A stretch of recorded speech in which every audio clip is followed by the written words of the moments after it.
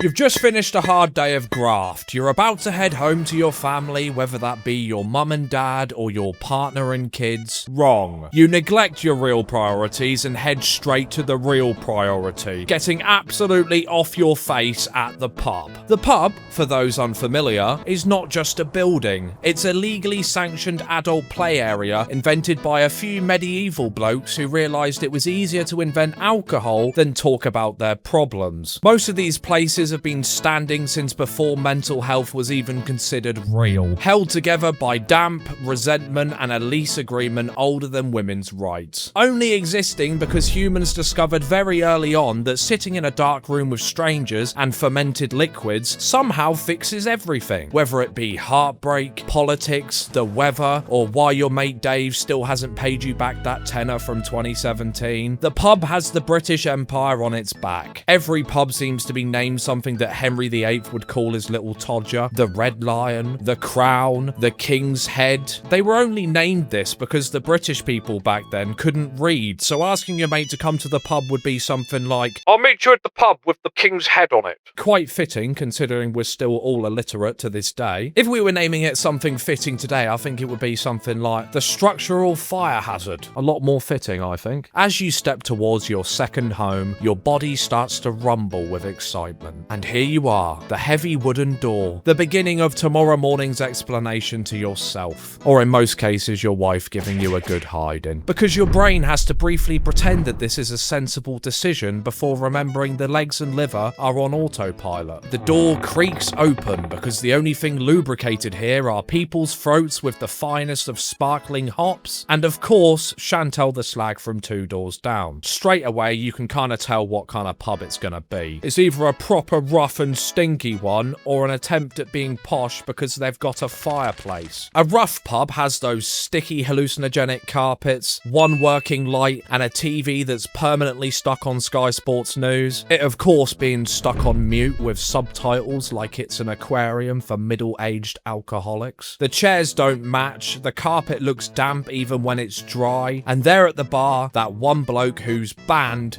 but still manages to come in every day. But the landlord's known him since school, so it doesn't really count. A posh pub has that exposed brick, chalkboard signs, and drinks that sound foreign. My French bulldog Stella wouldn't be seen dead in one. They've got real ale pumps with names like Badger's Gooch, and blokes insisting it's meant to be warm and flat, just like my wife.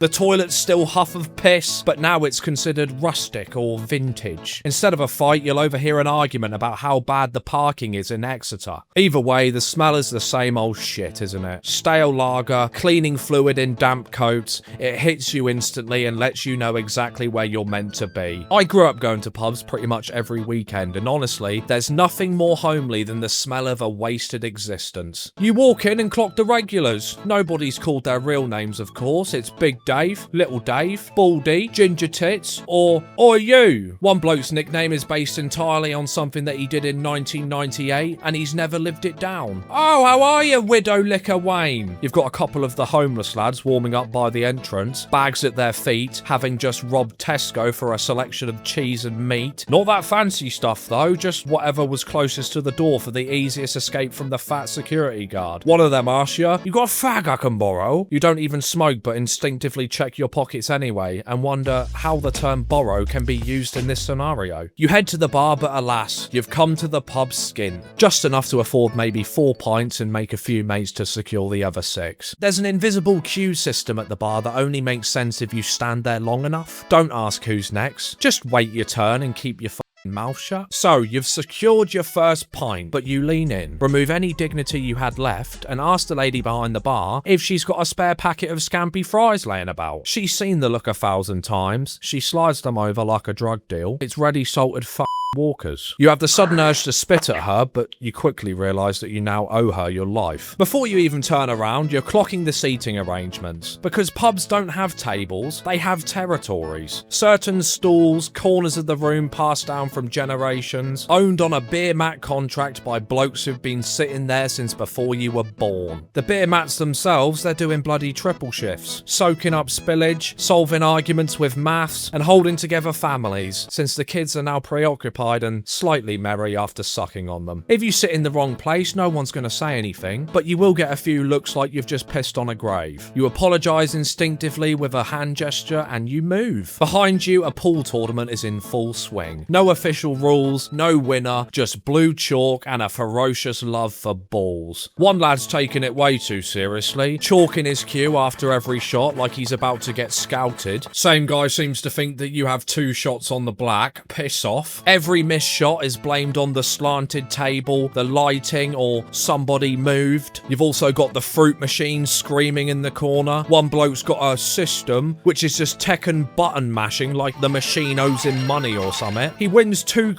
and celebrates like he's cleared his decade-long bar tab. Next to that, you got a full darts tournament organised by blokes who couldn't pour piss out of a boot. Someone's writing the scores on a cig packet. Someone else insists the board's a bit too high. It hasn't been moved since 1987. Not so much anymore, but in the corner you might have a few pensioners playing dominoes, slamming the tiles down like gunfire, protecting their table like it's NATO territory. I've noticed that pubs have almost become these local community centres. You know, you've got the bingo night, karaoke, quiz nights, Christmas parties, all carefully designed so you can bring the kids and say that your piss up is for the family, when in reality it's just an excuse to get sloshed without any repercussions. Quiz night is won exclusively by cheating. One team is secretly using Bing.com. The landlord sees it, pretends not to, and carries on with his business. And every single one of these nights somehow turns into a lock-in. Doesn't matter if it's bingo or a christening, someone knows the landlord. The landlord is essentially this divine being. His word is law. He's barred people for life and unbarred them 6 months later after a chat. Someone's cousin's brother's got the keys to the boozer, the doors get locked and the rules dissolve immediately. You've got a group of lads on one table splitting the G, girlfriends at home wishing they'd find theirs. Everyone suddenly becomes some sort of mathematician. Nah mate, that's not even, pulling out the bloody protractors or something. Meanwhile, 3 lads are doing sniffing the toilets, the old free for a one a moment. Nah, nobody finds it sad. No, nobody thinks it's problematic. Everyone's happy for you, mate. And you should definitely go around telling people about it as well. Yeah, like adds a little bit to your personality. Acting like they've got a Costa loyalty card with their dealers. At the bar sit the pub philosophers. These men have been here since midday and will still be there at closing. They talk about politics, conspiracies, how lager used to be stronger, and why everything went downhill after 2003. Oh, and they've also solved the housing crisis twice tonight alone, and still haven't figured out how direct debits work. Someone's building a pyramid out of beer mats, this being considered impressive. Nearby, another group is doing the beer mat flipping game, a game that's only won in stories told by the pub philosophers. The legendary rounds begin, an agreement more dangerous than signing a non-disclosure agreement with Donald Trump. One lad mysteriously disappears every time it's his round. Another lad never buys a round but always seems to have a pint in his hand. Football's on. Even if it's not on, it's on. Everyone hates the ref. Everyone suddenly knows Premier League tactics despite being out of breath walking to the bar. Subtle amounts of racism, yet 75% of their team aren't English. Someone cues Oasis, Jamie T, Scouting for Girls, The Kooks, all on the legendary jukebox. No one stops them. He's clearly got a good taste in music. Someone cues Sweet Caroline, and the still sober half of the pub wishes that he was put on a spike outside of Parliament. You've heard too much of the Clash and now you suddenly need a slash, so you head to the bogs. The smell of the toilet hits you like a memory. Piss, bleach and metal. You're Todger facing the legendary metal trough where streams cross like an R. Kelly laser show, a nation known for its cultural impact. I'm glad to see it's still shining through. You fancy a smoke, so you head outside to the pub garden. Wooden benches soaked in smoke and trauma dumps. Old boys are still grumbling about how the smoking ban ruined pubs, while still at the pub and still smoking, the government said the ban was to stop secondhand smoke inhalation or something, right? Bollocks. It's to help these old wrinkly tossers realise that their legs still function. I think that's what Tony Blair said anyway, right? Someone drops a cigarette and smokes it anyway because their immune system's already generationally washed. You just know the pub's good when they've got that proper pork pork crunch and the scampi fries. Not the soft ones that chew like wet shredded wheat, the crunchy ones that could break teeth. Behind the bar, you've got the Alcoholic Encyclopedia. She knows every bloke in there, their full legal name, their life story, which marriage turned them into an alkie, who they're avoiding. To the lads and lasses that work behind bars, you are a saint. I'm so sorry that you have to go through it every day. My love goes out to you. She's also the one who's got that dog who just hangs around in the pub. You know, ancient, asleep, seen divorces, fights, lockdowns, still remains very calm and unfazed. A pub hero and mascot. What are you having then, love? This single decision alone defines you as a person. Carling drinkers are bottom of the barrel scum. Stella drinkers are angry, cuddly bears with a wife named Ballake. Peroni drinkers have just been paid or have received their year's tax rebate. Guinness drinkers want mutual respect for being unique and trendy without saying anything. Estrella drinkers heard it was Spanish and now believe, oh, it's just Spanish Stella, innit, mate? I'll have one of them. The owners of Estrella allowing the use of problematic pronunciation. Everyone judges your decision, so make sure you make the correct one. To make it simple for you, just avoid Carling and don't drink Guinness if you plan to eat anything after it. This is where shots get mentioned. The night is about to officially collapse. Nobody ever needs shots, but they are essential nonetheless. Something fluorescent in a tiny little glass, looking like that nuclear rod that Bart has in his pocket during the Simpsons intro. The hardest lad in your group skips the shots and claims he's happy and content with his Cinzano and lemonade. Not a lot of men can pull off drinking Hollister spray, so you admire his courage. And I know what you're thinking. Yes, most pubs serve food these days. Chips piled dangerously high, a pie hotter than the surface of the sun, a roast on Sunday that looks like it was prepared by Kay's Cooking, a selection of food that shouldn't be good but absolutely is, purely because you've had 8 lagers and you can't really tell the difference. There's that charity tin that no one trusts, a meat raffle where everyone's horrified to win, a notice board advertising a random band that split up 12 years ago. There's that one bloke, seemingly the most interesting man alive, knows absolutely everyone, he's done everything. Essentially, he's Jay from Inbetweeners with a cluster of hernias. He has stories about footballers, musicians, and somehow claims he's even had a spliff with Dwayne "The Rock" Johnson. All that, yet he's here every single day. You don't question him, but honestly, you wonder how he finds the time. The town nutcase is spotted out of the window walking to the entrance, leather trench coat, shaking profusely. He has his own dedicated seat, left untouched of course. Not even Peppa Pig would jump in that puddle of muck. The bar lady's already poured his drink, watching him through the window as he waddles in. It's one of those guys who, if he doesn't come in, you kind of just assume that he's deceased. Every pub's got one. Closing time hits suddenly. Lights on, music off, everyone boos like they're surprised. Someone asks for one last one, even though last orders have been called every 5 minutes for the last 30 minutes. Has a full-blown argument with the staff and proceeds to apologise heavily the next coming day. The walk home is quiet, a reflective experience, full of promises. I'm not drinking next week. No, I'm going to take a break. I'm sticking to the beer only next time. Speaking all of this out loud because the Colombian powder is still rolling through your system. You lay in bed and do some seriously degenerate doom gooning when you get home, rolling around in bed until about 4 AM so you can actually fall asleep, sipping a can of John Smiths you've had in the fridge for 3 months, and bunning ciggies like they're going to eliminate your Colombian curse. You wake up the next day feeling like your soul's been bummed by Purple Aki. Bank account empty, your phone's full of blurry photos, messages you shouldn't have ever sent, and your dealer saying that you undered him by a tenner. And yet somehow, you'll be back at the same pub next week, or maybe even tomorrow for most people. The same seats, the same people, the same amount of lies. Because the pub doesn't change, you just seem to age around it. But everyone's pub experience is different, and I understand that, but that's why we have a comment section below.